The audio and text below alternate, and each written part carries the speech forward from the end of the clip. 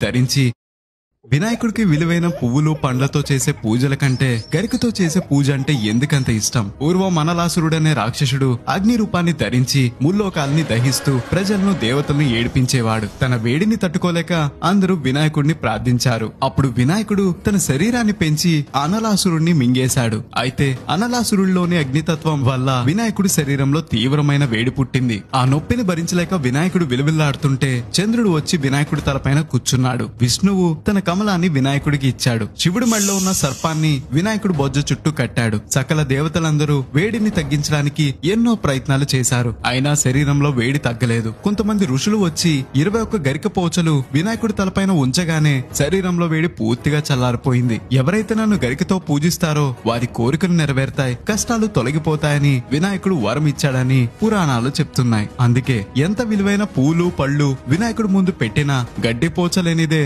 ఆ పూజ అసంపూర్ణమని నమ్ముతారు. ఈ వీడియోని